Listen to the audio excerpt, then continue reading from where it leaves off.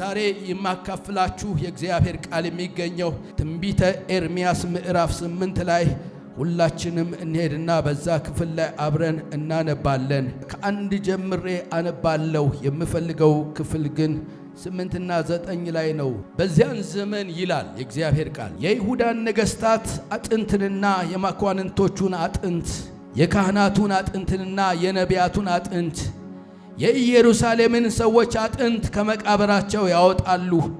በወደዳቸውና በመለኳቸው በተከተሏቸውና በፈለጓቸው በሰገዱላቸውም በፀሐይና በጨረቃ በሰማይም ሰራዊት ሁሉ ፊት ይዘረጓቸዋል። አከማቿቸውም አይቀብሯቸውም። በምድር ፊት ለፊት እንደ ጉድፍ ይሆናሉ። እኔም ባሳደድኳቸው ስፍራ ሁሉ የቀሩ ከዚህ ክፉ ወገን የተረፉ ቅሬታዎች ሁሉ ከሕይወት ይልቅ ሞትን ይመርጣሉ። እንዲህም ትላቸዋለ፣ እግዚአብሔር እንዲህ ይላል፣ የወደቁ አይነሱምን? የሳቱስ አይመለሱምን? እንግዲህ ይህ የኢየሩሳሌም ሕዝብ ዘወትር ስለምን ወደ ኋላው ይመለሳል? ተንኮልን ይዟል፣ ሊመለስም እምቢ ብሏል። አደመጥኩ ሰማሁም፣ ቅን ነገር አልተናገሩም። ማናቸውም ምን አድርጋለሁ ብለው ከክፋቱ ንስሐ የገባ የለም። ወደ ሰልፍም እንደሚሮጥ ፈረስ እያንዳንዱ በየመንገዱ ይሄዳል። ሸመላ በሰማይ ጊዜዋን አውቃለች። ዋኖሶና ጨረባ ዋልያም የመምጣታቸውን ጊዜ ይጠብቃሉ። ሕዝቤ ግን የእግዚአብሔርን ፍርድ አላወቁም። እናንተ ጥበበኞች ነን፣ የእግዚአብሔር ሕግ ከእኛ ጋር ነው እንዴት ትላላችሁ? እነሆ የጸሐፊስ ብዕር ሐሰተኛ ነው፣ በሐሰትም አድርጓል። ጥበበኞችም አፍረዋል፣ ደንግጠዋል፣ ተማርከውማል። እነሆ የእግዚአብሔር ቃል ጥለዋል። ምን አይነት ጥበብ አላቸው! ከታናሹ ጀምሮ እስከ ታላቁ ድረስ ሁሉ ስስትን ያስባሉና ከነዚህም ጀምሮ እስከ ካህኑ ድረስ በተንኮል ያደርጋሉ። ስለዚህ ሚስቶቻቸው ለሌሎች እርሻቸውን ለሚወርሱባቸው እሰጣለሁ ይላል። እኔ ቁጥር 8 እና 9 ነው የምፈልገው። እናንተ ጥበበኞች ነን፣ የእግዚአብሔር ሕግ ከእኛ ጋር ነው እንዴት ትላላችሁ? እነሆ የጸሐፊ ብዕር ሐሰተኛ ነው፣ በሐሰትም አድርጓል። ጥበበኞች አፍረዋል፣ ደንግጠውማል፣ ተማርከውማል። እነሆ የእግዚአብሔር ቃል ጥለዋል። ምን አይነት ጥበብ አላቸው ብሎ ይናገራል። ክብር ለኢየሱስ ይሁን። እዚህ ቦታ ላይ ኤርምያስ የሚናገረው፣ ኤርምያስን ታውቃላችሁ? ኤርምያስ ማለት አልቃሻው ነቢይ ነው። የእግዚአብሔርን እውነት ለመናገር የሚጨክን እንደ ኤርምያስ ያለ ሰው አላየሁ። በጣም ጨካኝ፣ አትናገር ቢሉት የሚናገር፣ ዝም ብል ቢሉት ከመናገር የማይከለክል፣ ናና ንገረን ሲሉት የእግዚአብሔርነት ይነግራቸዋል። ወስደውም ደግሞ ጉድጓድ ውስጥ ይጥሉታል፣ በማረሚያ ስፍራ ላይ ያኖሩታል፣ ወስደውም በግዞት ቤት ያስቀምጡታል። ነገር ግን ሐሳቡን የማይቀይር ከእግዚአብሔር ሐሳብ ጋር አብሮ ተስማምቶ የሚሄድ ሰው ነው። ክብር ለኢየሱስ ይሁን። ዛሬ አብሬ ከእናንተ ጋር የምካፈለው የመልእክቴ ርዕስ የእግዚአብሔርን ቃል የጣበ ጥበብ ምን ይጠቅማል በሚል ነው የምንነጋገረው። የእግዚአብሔርን ቃል የጣለ ጥበብ ምንድነው የሚጠቅመው? ኤርምያስ 8:9 ላይ ጥበበኞች አፍረዋል፣ ደንግጠውማል፣ ተማርከዋል። እነሆ የእግዚአብሔር ቃል ጥለዋል። ምን አይነት ጥበብ አላቸው ብሎ ይጠይቃል። በኤርምያስ ዘመን ወገኖቼ ሕዝቡ ራሳቸውን ጥበበኞች ብለው ይቆጥሩ ነበር። በመካከላቸው ደግሞ ካህናት አሉ፣ ጸሐፍት አሉ፣ መሪዎች አሉ። ነገር ግን የእግዚአብሔርን ቃል ቸል ብለው ነበር። ስለዚህ እግዚአብሔር ቃሉን ከጣላችሁ በኋላ ያላችሁ ጥበብ ምንድነው ብሎ ይጠይቃቸዋል። ቃሉን የጣሉ ናቸው፣ በራሳቸው ጥበብ የሚታመኑ፣ ቃሉን ጥለው በፈለጉበት መንገድ የሚሄዱ፣ ቃሉን ደግሞ እንደፈለጉ የሚተረጉሙ፣ እንደ አውዱን ትተው በፈለጉ አቅጣጫ ለራሳቸው እንዲናገርላቸው የሚያስገድዱ። ወገኖቼ ቃል የሚጠቀሰ ሁሉ የእግዚአብሔርን ቃል በእውነት የሚናገር የተወሰነ ነው። ሰዎች የራሳቸውን ሐሳብ፣ የራሳቸውን ፈቃድ፣ የራሳቸውን ምኞት ወደ እግዚአብሔር ቃል ይዘው በመግባት ምናልባት እግዚአብሔር ቃል ያለውን ነገር እንዲል የሚያስገድዱ እነዚህ የእግዚአብሔርን ቃል ጥበብ የጣሉ ናቸው። ስለዚህ ካህናት አሉ፣ በመካከላቸው ጸሐፊዎች አሉ፣ መምህራን አሉ። እነዚህ በአጠቃላይ የእግዚአብሔርን ቃል የጣሉ ናቸው። ስለዚህ ቃልን ከጣላችሁ በኋላ ያላችሁ ጥበብ ምንድነው ብሎ እግዚአብሔር ይጠይቃቸዋል። ዛሬም ይህ ዘመን ስንመለከት የእውቀት ዘመን ነው። ይህ ዘመን ስንመለከት ትምህርት በጣም ጫፍ ላይ የደረሰበት፣ ምርምር ሳይንስ በጣም የጎለበተበት ዘመን ነው።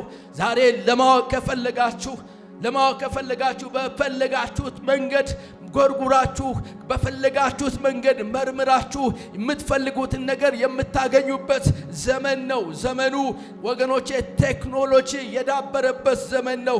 ዘመኑ ወገኖቼ ኤአይ የሚባል የምትፈልጉትን ነገር ሁሉ ብትጠይቁት ቶሎ መልስ የሚመልስላችሁ ዘመን ነው። ሰው ለማወቅ ከፈለገ የእውቀቱ አድማስ ማስፋት የሚችልበት ዘመን ነው። ነገር ግን እነዚህ ሁሉ ጥበቦች ኖሮ የእግዚአብሔርን ቃል ከተጣለ እውነተኛ ጥበብ አይደለም። እውነተኛ ጥበብ የሚጀምረው ከእግዚአብሔር ስለሆነ እውነተኛ ጥበብ የሚጀምረው ከእግዚአብሔር ስለሆነ የእግዚአብሔር ቃል ሲናገር በምሳሌ ላይ ሄደን ስንመለከት ምዕራፍ 1 ቁጥር 7 ላይ የጥበብ መጀመሪያ እግዚአብሔርን መፍራት ነው ይላል።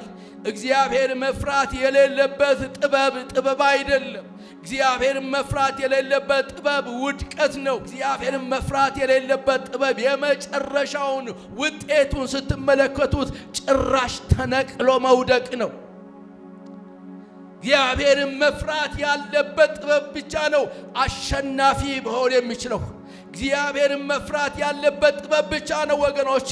እግዚአብሔርን መፍራት ያለበትን ጥበብ የያዙ ሰዎች ናቸው በዘመናት መካከል፣ በየትኛውም ዘመን መካከል ጸንተው ማለፍ የሚችሉት። እውነተኛ ጥበብ እንደነገርኳችሁ ከእግዚአብሔር ይጀምራል።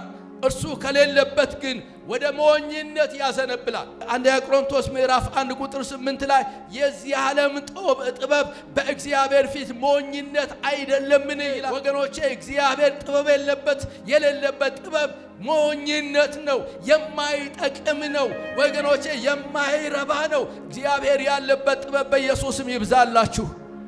እንዴት ነው የእግዚአብሔርን ቃል ሊጥሉት የቻሉት? ሰው የእግዚአብሔርን ቃል እንዴት ሊጥል ይችላል? የእግዚአብሔርን ቃል በመጣል ነው ጥበብ ያጡት። የእግዚአብሔርን ቃል ወገኖች ለራሳቸው እንዲናገር በማድረግ ነው ጥበብን ያጡት። በዚህ ዘመን ብዙ ሰዎች የእግዚአብሔርን ቃል እየጣሉ ነው። የእግዚአብሔርን ቃል እውነት እየተዉት ነው። የእግዚአብሔርን ቃል ለሐሳባቸው እንዲገዛላቸው፣ ለሐሳባቸው እንዲናገርላቸው እያስገደዱ ነው። ለምንድነው ግን ሰው እንደዚህ ጨክኖ የእግዚአብሔርን ቃል ለመጣል የቻለበት ምክንያት ምንድነው ብለን መጠየቅ ለኔና ለእናንተ ተገቢ ነው። የእግዚአብሔርን ቃል ሰው እንዲጥል የሚያስገድደው ዋናው ምክንያት ምን እንደሆነ ታውቃላችሁ? በራሳቸው ጥበብ፣ በራሳቸው ማስተዋል ሰዎች መመካት ሲጀምሩ ከእግዚአብሔር ጥበብ፣ ከእግዚአብሔር ቃል መልሶ ፊታቸው ወደ ራሳቸው ጉልበት፣ ወደ ራሳቸው ማስተዋል፣ ወደ ራሳቸው ጥበብ ይመለሳሉ። የእግዚአብሔር ቃል ሲናገር በምሳሌ ላይ በራስ ማስተዋል ምን አትበል፣ አትደገፍ ይላል። የተማራችሁ ልትሆኑ ትችላላችሁ። ብዙ ዕውቀትና ጥበብ ሊኖራችሁ ይችላል። ወንድሞቼ የተማራችሁት ከእግዚአብሔር ቃል ከበለጠባችሁ፣ ጥበባችሁ ከእግዚአብሔር ቃል ከበለጠባችሁ፣ አገኘነው የምትሉት ነገር ከእግዚአብሔር ቃል ከበለጠባችሁ፣ ይህኔ መፍራት ነው።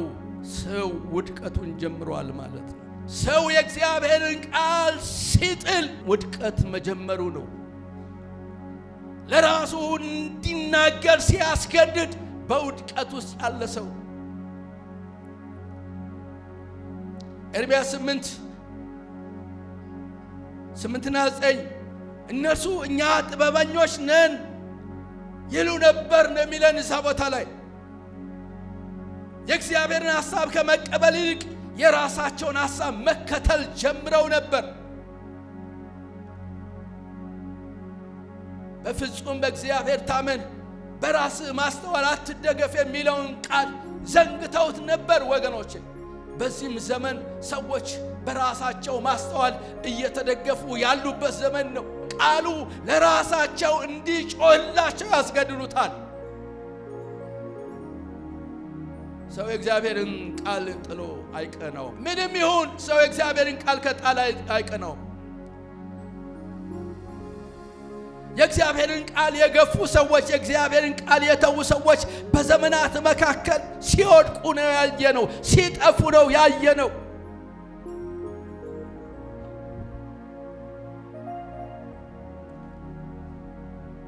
በደርግ ዘመን ሰው መጽሐፍ ቅዱስ ይዞ የማይሄድበት ዘመን ነበር።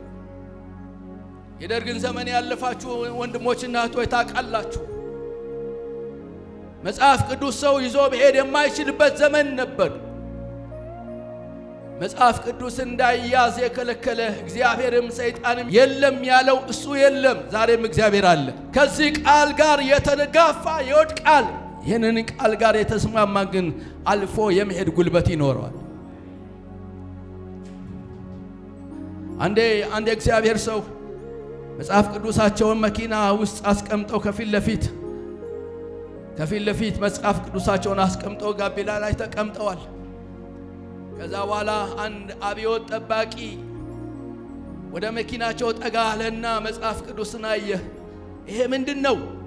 ሊከሳቸው ነው፣ አውርዶ ሊያስራቸው ነው። ይሄ ምንድነው አሉ። ይሄ አሉ። ይሄ ማለትማ ሰውን የሚያድን አጋንንትን የሚገድል ነው ሲሉ አለና ወደቀ። ክብር ለኢየሱስ ይሁን። ይሄ ቃል ጉልበት አለው። ይሄ ቃል አቅም አለው። ከቃሉ ጋር ስትተባበር ትሻገራለህ። ቃሉ የሕይወት መታመኛ ስታደርገው ወገኖቼ ያስታምናል። ይሄ ቃል መተማመኛ ነው። ይሄ ቃል ጉልበታም ነው። ቃሉ በእውነተኛ መንፈስ ስትቀበለው ፈውስ ይሆንልሃል። ቃሉ በእውነተኛው መንፈስ ስትቀበለው ያሻግርሃል። ቃሉ በእውነተኛ መንፈስ ስትቀበለው ምርኩዝ ይሆንሃል። ቃሉ በእውነተኛ መንፈስ ስትቀበለው ዘመናትን ያሻግርሃል። ወገኖቼ ሁሉ ነገር ያልፋል። የእግዚአብሔር ቃል ግን ጸንቶ ይኖራል። እግዚአብሔር ቃል ጸንቶ ይኖራል። ለምንድነው ሰዎች የእግዚአብሔርን ቃል የሚጥሉት? ሁለተኛው ኃጢአታቸውን መተው ስለማይፈልጉ ስለሚገልጥባቸው። መስታወት የሚጠቅመው ለምንድነው? ፊት ለማየት ነው አይደል? ፊትህ አይተህ ተበሳይተህ መስታወቱን ብትሰብረው ፊት ይስተካከላል እንዴ? ፊቱን አይተህ ፊትህን የሚያሳየውን ያንን መስታወት ተበሳይተህ አሁን ይሄ የኔ ፊት ይመስላል ብለህ ብትሰብረው ፊት አይስተካከልም። ዛሬ ፊታቸውን የሚያሳይላቸውን እየሰበሩ ያሉበት ዘመን ነው። እግዚአብሔር ማስተዋልን ይስጠን። የእግዚአብሔር ቃል በትክክለኛ ስፍራ ሲሰበክ፣ በትክክለኛ ትርጉም ሲተረጎም የእግዚአብሔር ቃል ሰዎችን ወደ ንስሐ ይጠራል፣ ወደ መመለስ ይጠራል። የእግዚአብሔር ቃል ኤርምያስ 8 ቁጥር 6 ላይ ሄደን ስትመለከቱ ከክፋቱ የሚመለስ የለም ይላል።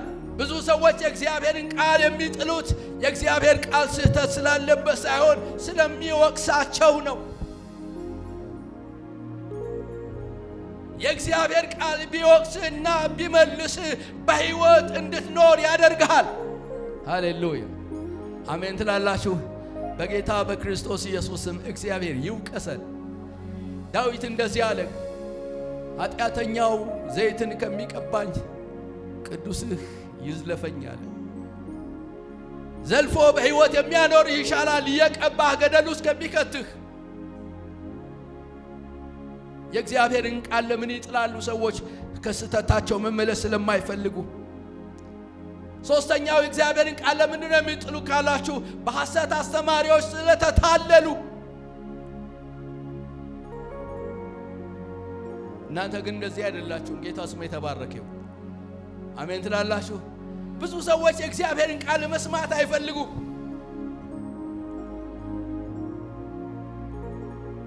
ይሄ ሚዲያ ብዙ ነገር እንድንሰማ ያደርገናል። ስለ ነቢያት አገልግሎት አንድ ሰው መግለጫ በሚሰጥበት ጊዜ የነቢያት አገልግሎት ማለት የተሰወረውን መግለጽ፣ ያለውን የዘመኑ ነገር መናገር ከፊት ለፊት መናገር አለና አስተማሪዎች ደግሞ እረኞች ደግሞ ማስተማር አለ ነው እንዴ? ያንተን ሽሮና በርበሬ ሲነግር ይክረም እንዴ? ነቢያት 80% አስተማሪ ነው። የእግዚአብሔርን ቃል መግለጥ ማለት የተሰወረን መግለጥ ማለት የነቢያት ሥራ ነው።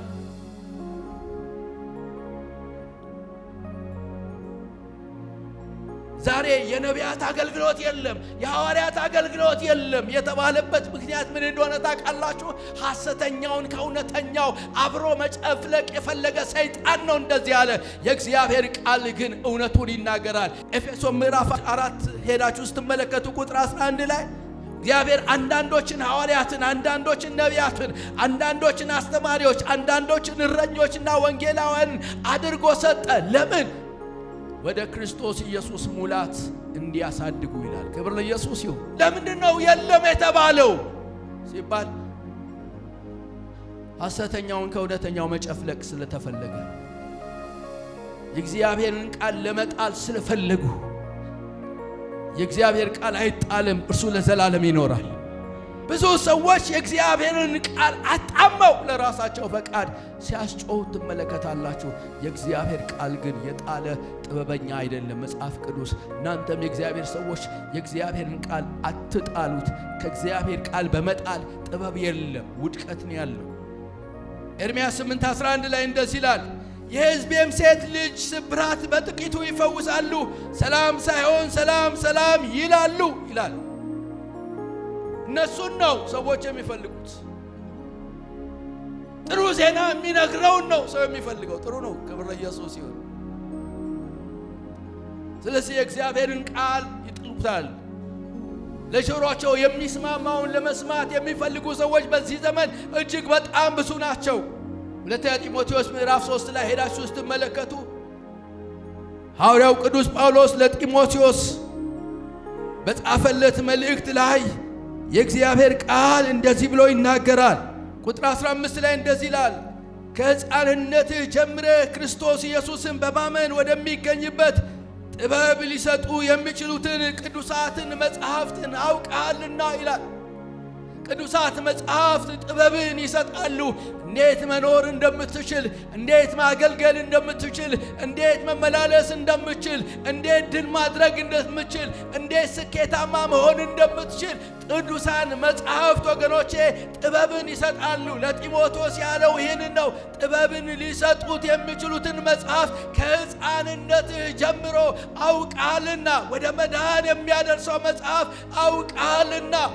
እግዚአብሔርን ቃል በተረዳን፣ የእግዚአብሔርን ቃል በገባልን መጠን፣ በእግዚአብሔር ቃል በቆምን መጠን በቀላሉ የምትታለሉ ሰዎች፣ በቀላሉ የምትወድቁ ሰዎች አትሆኑም። እግዚአብሔር እጆቻችሁን ይዞ ደግፎ ይመራቸዋል። አሜን። ይህ ዘመን የመጨረሻ ዘመን ነው። ኢየሱስ ሊመጣ ያለበት ዘመን። የእግዚአብሔር ስም የተመሰገነ ይሁን። ይህ ዘመን ተጠንቅቀን እግዚአብሔርን ፈልገን የምንኖርበት ዘመን። እግዚአብሔርን ቃል የጣሉ ሰዎች ውጤታቸው ምንድን ነው? እሱን ተናግሬ ልጨርስ። የመጀመሪያው የእግዚአብሔር ቃል የጣሉ ሰዎች ያፍራሉ ይላል። ጥበባቸው ከንቱ መሆኑን ባወቁ ጊዜ፣ በተረዱ ጊዜ፣ እንዳልጠቀማቸው በገባቸው ጊዜ ያፍራሉ፣ አንገቶቻቸውን ይደፋሉ። የእግዚአብሔር ቃል ጥበብ የሆናቸው ሰዎች ግን ቀና ብለው ይሄዳሉ። አሜን ትላላችሁ? ለጊዜው አንዳንድ በራሳቸው ማስተዋል በራሳቸው ጥበብ የሄዱ ሰዎች ለጊዜው የተሳካላቸው ይመስላቸዋል። ለጊዜው ስኬታሞች የሆኑ ይመስላቸዋል። ያ ግን ለጊዜው ነው። እግዚአብሔር ዘንበል ፊቱን በመለሰ ጊዜ እነርሱ ይወድቃሉ። እግዚአብሔር እውነተኛ ነው ብለው የቆሙ ሰዎች ይሻገራሉ። እግዚአብሔር ያሻግራቸዋል። አንደኛ ቆሮንቶስ ምዕራፍ 3 ቁጥር 9 ላይ የዚህ ዓለም ጥበብ በእግዚአብሔር ዘንድ ሞኝነት ነው ይላል። ዓለም ጥበበኛ ብትሆን ኖሮ ኢየሱስ ክርስቶስን አትሰቅለው ነበር። ኢየሱስ በሞቱ ድል የነሳው ሃሌሉያ፣ ገደልን፣ ጨረስን፣ አበቃን ሲሉ እሱ ግን በሶስተኛ ቀን ሞትን ድል አድርጎ ተነሳ። የሰዎችን ኃጢአትና በደል ሁሉ ከፍሎ ጨረሰ። ተፈጸመ አለ። ሃሌሉያ። እነሱ በሞኝነት ባደረጉት የእግዚአብሔር ጥበብ ግን ተገለጠበት። ክብር ለኢየሱስ ይሁን። ታውቃላችሁ ወገኖቼ፣ አንዳንድ ጊዜ እግዚአብሔርን እየጠበቃችሁ ልክ እንደዚህ የሚሆንበት ጊዜ አለ። ይሁን እንጂ ለ3 ቀን ነው ቀብሩ፣ በ3ኛው ቀን ትነሳለህ።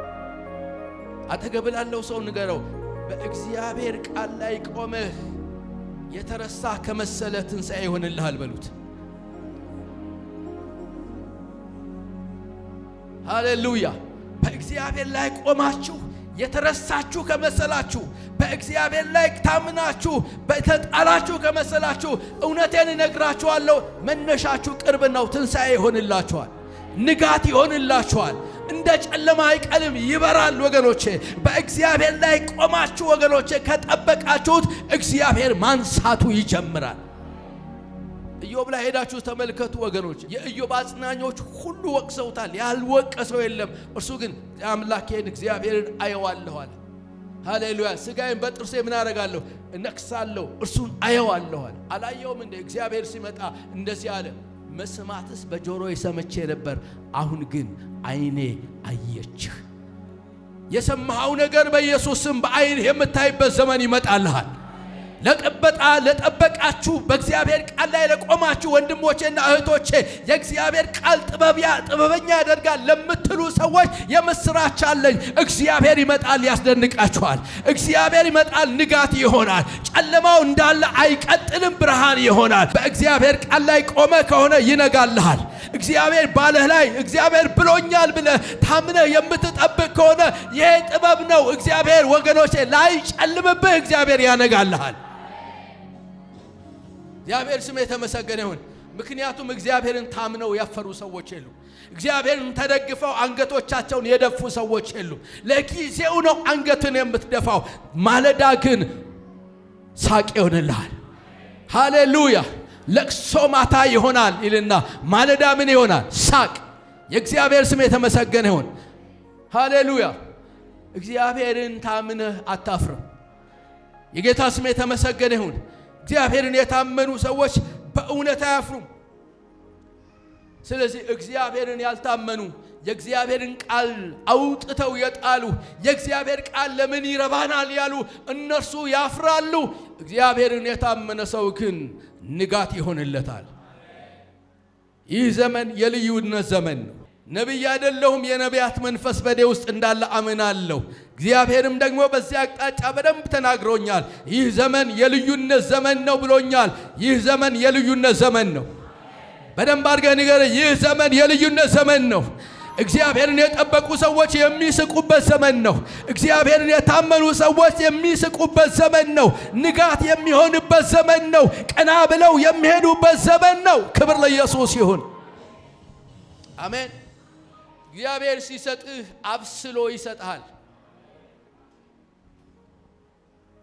እግዚአብሔር ሲሰጥህ አብስሎ ይሰጣል። እስከሚበስል ድረስ አንዳንዶቻችን ትዕግስት ጠይቆን ሊሆን ይችላል። ግን በዛ በትዕግስቱ መካከል እግዚአብሔር ብሎኛል፣ ቃሉ እንደዚህ ነው የሚለው፣ ስለዚህ እግዚአብሔር ባለኝ ነገር ላይ ቆማለሁ፣ እጠብቀዋለሁ ለሚል ሰው የምስራች አለኝ። ንጋት ይሆንላችኋል።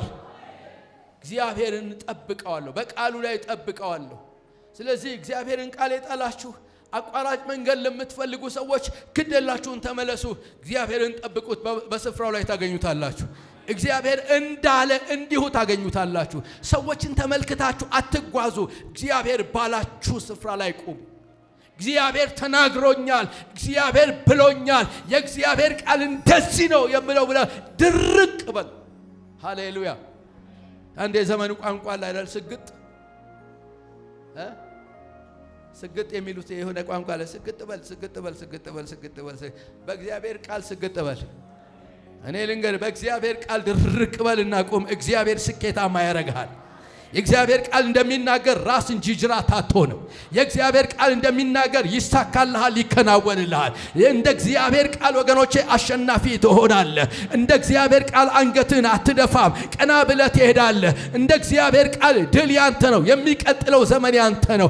አፍረህ አትቀርም። ቀና ብለህ የምትሄድበት ጊዜ ሩቅ አይደለም። እንደ እግዚአብሔር ቃል ከቆምክ ግን ይነጋልሃል። መልእክቴ ነው ወገኖቼ፣ የእግዚአብሔርን ቃል የጣሉ ሰዎች ጥበበኞች አይደሉም። በእግዚአብሔር ቃል ግን ከቆምክ ሃሌሉያ ራሱ እግዚአብሔር ይቆምልሃል። አሜን። ራሱ ማን ይቆምልሃል? እግዚአብሔር ይቆምልሃል። እግዚአብሔርን ቃል ወገኖቼ ያልጣሉ ሰዎች ለራሳቸው አይከራከሩም። የሚከራከርላቸው እግዚአብሔር አለ። አጠገብ ላለው ሰው ለራስ አትከራከር፣ እግዚአብሔር ይከራከርልሃል በሉት። አሜን። ለራሳቸው አይከራከሩም። የእግዚአብሔርን ቃል ያልጣሉ ሰዎች አይኖቻቸው በጠራቸው በእግዚአብሔር ላይ ነው የሚያደርጉት። ዙሪያቸው ሲመለከቱ ጨለማ ሊመስል ይችላል፣ የማይነጋ ሊመስል ይችላል፣ ህመም ሊጸናባቸው ይችላል። ነገር ግን ይነጋል። አጠገብ ያለውን ሰው ይነጋል በሉት። በደንብ አድርገህ ንገረው፣ ይነጋል በሉት። በእግዚአብሔር ቃል ላይ ቁም፣ ይነጋልሃል በሉት። እንደ ጨለማ አይቀርም፣ ይነጋል። ንጋት ይሆናል። አሜን ትላላችሁ? እንደ እግዚአብሔር ቃል ኑሩ። በእግዚአብሔር ላይ ቃል ቁሙ። የእግዚአብሔርን ቃል ጸንታችሁ ያዙ። የእግዚአብሔርን ቃል ምንም ባይመች ጸንታችሁ ያዙ። የእግዚአብሔር ቃል መርሃችሁ ይሁን። የእግዚአብሔር ቃል መመሪያችሁ ይሁን። ጎልማሳ መንገዱን በምን ያጠራት? ቃልህን በመጠበቅ አይደለምን ብሎ ይናገራል። የእግዚአብሔር ቃል የሚጠብቁ ሰዎች መንገዳቸው በብርሃን የተሞላ ነው የሚሆኑት። የእግዚአብሔርን ቃል የሚጠብቁ ሰዎች የጸኑ ሰዎች ነው የሚሆኑት። ስለዚህ ለዚህ ጉባኤ መልእክቴ ምንድን ነው? እግዚአብሔርን ቃል የጣበለ ጥበበኛ አይደለም። የእግዚአብሔርን ቃል ግን ጠብቆ የሚኖር ይነጋለታል። የምስራች ይነጋላችኋል። እንደ ሞኝ የተቆጠራችሁ ዛሬ ግድ የላችሁም። እንደ ሞኝ ተቆጠሩ። እግዚአብሔር ግን ንጋት ያመጣል። ክብር ለኢየሱስ ይሁን። እንዳላዋቂ የተቆጠራችሁ ሰዎች ምንድነው እንደዚህ ክችች የሚያደርጋት የተባላችሁ ሰዎች ልንገራችሁ፣ እግዚአብሔር ንጋትን ያመጣል። አሜን በሉኝ። ግድ የላችሁም። ንጋትን ያመጣል። መቼ እንደሚነጋላችሁ ባላውቅ ግን እግዚአብሔር ንጋት ያደርጋል። የጉብኝታችሁ ዘመን ሩቅ አይደለም። እግዚአብሔር ምን ያደርጋችኋል? ይጎበኛችኋል። የእግዚአብሔር ስም የተመሰገነ ይሁን። እግዚአብሔር ለምትጠብቅ ነፍስ መልካም ነው ተብሎ እንደተጻፈ የእግዚአብሔር መልካምነት ይወርሳችኋል። ስሙ የተባረከ ይሁን። የእግዚአብሔር ቃል ስለ መዳን ምንድን ነው የሚናገረው?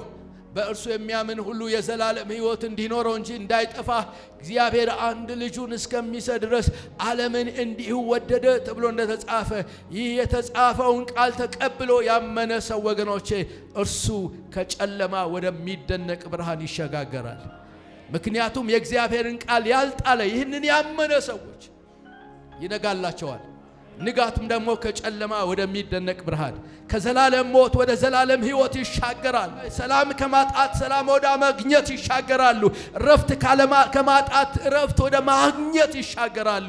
የእረፍት ሰዎች ይሆናሉ። ክብር ለኢየሱስ ይሁን።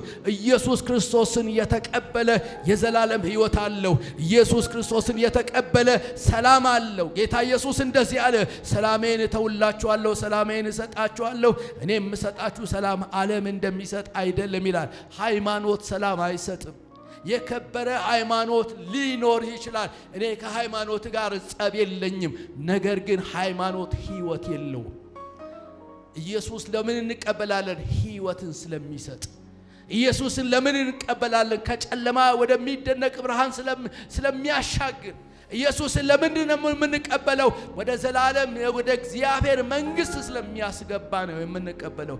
ወንድሞቼ እኔ በሕይወቴ ዘመን ሁሉ እንደኔ ተቅበዝባዥ ያለ ሰው አልነበረም። ርፍ ያደረገኝ ኢየሱስ ነው። አሜን ትላላችሁ? የልጆች አባት ያደረገኝ ኢየሱስ ነው። አያት ያደረገኝ ኢየሱስ ነው። ወገኖቼ ዓለም እረፍት የለውም። አጋንንት ማምልኮ እረፍት የለውም። እኔ አጋንንት በማመልክበት ጊዜ ልጆቼን እንኳን ሐኪም ቤት ለመውሰድ ስልጣን አልነበረኝም። እሱን ሳላስፈቅድ ከወሰድኩኝ እንዴ ውርንጭሎቼን ለምንድን ነው የወሰድከው ይለኝ ነበር። ዛሬ ግን እሱ ውርንጭሎች አይደሉም፣ የጌታ ባሪያዎች ናቸው። ክብር ለኢየሱስ ይሁን። ብትወልድ እንኳን ልጅህን ውርንጭላ ነው የምታደርገው ለአጋንንት። እግዚአብሔር ቢከብርበት አይሻልም? ክብር ለኢየሱስ ይሁን። ለምን ታዲያ ይሄንን አገኘው ሲል የእግዚአብሔርን ቃል ስለተቀበልኩኝ ነው። ስለዚህ እናንተ የእግዚአብሔርን ቃል ተቀበሉ፣ ተረት አትቀበሉ።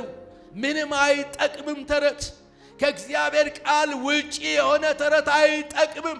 ሰዎች ወደ እግዚአብሔር ቃል የማይመጡት ለምን ነው? ቅድም እንደነገርኳቸው ኃጢአታቸውን መተው ስለማይፈልጉ፣ ዘፋኝነታቸውን መተው አይፈልጉም፣ ማመንዘርን መተው አይፈልጉም፣ መጠጣትን መተው አይፈልጉም፣ ሌላም አመፅን መተው ስለማይፈልጉ ወደ እግዚአብሔር ቃል መምጣት አይፈልጉም። ወገኖቼ ወደ እግዚአብሔር ቃል ነው፣ እርሱ ያድናል።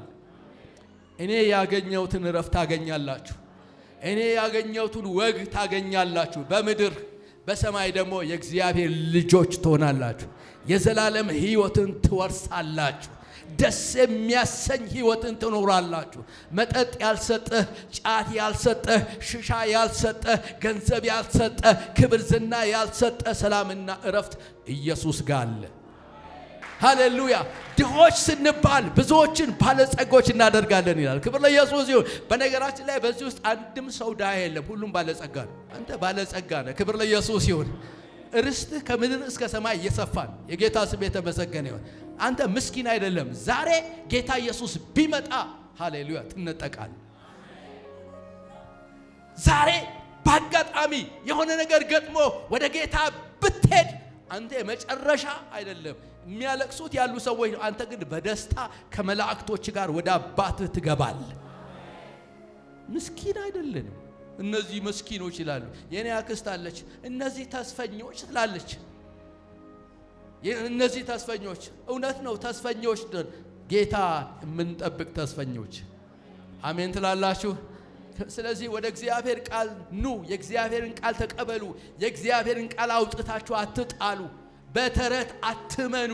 ተረት የሚነግራችሁን አትመኑ። ኢየሱስ ሌላ ሰው በካከለኛ ቢያስቀምጥ ኖሮ ኢየሱስ አይመጣም ነበር። ማርያም ማማለድና ወደ እግዚአብሔር መንግሥት ብታስገባ ኖሮ ከኢየሱስ በፊት ማርያም ነበረች፣ በእሷ ይጠቀም ነበር። አልተጠቀመም። ገብርኤል ሚካኤል ነበሩ፣ እነሱም አልተጠቀመም። ምክንያቱም የሰው ዕዳ መከፈል አለበት። ዕዳው ደግሞ የኃጢአት ነው ዕዳው። ስለዚህ ለዚህ የኃጢአት ዕዳ ሊከፍል ኢየሱስ ስለኔና ስለናንተ ሞተ። መካከለኛው ሰውና እግዚአብሔርን ያስታረቀ፣ ሰውና ሰውን ያስታረቀ መካከለኛ የናዝሬቱ ኢየሱስ ነው። ደሙን አፍስሶ ነው ዋጋ የከፈለው። ሌላው ደሙን አላፈሰሰም። ስለዚህ ወደ ኢየሱስ ነው። ለምን እንደዚያ ጠንክሬ እንደተናገርኩኝ አላውቅም። ወደ ኢየሱስ ነው። ኢየሱስ ላንተ ሊያሳርፍህ ዛሬም እጁን ዘርግቶ ይጠብቃል።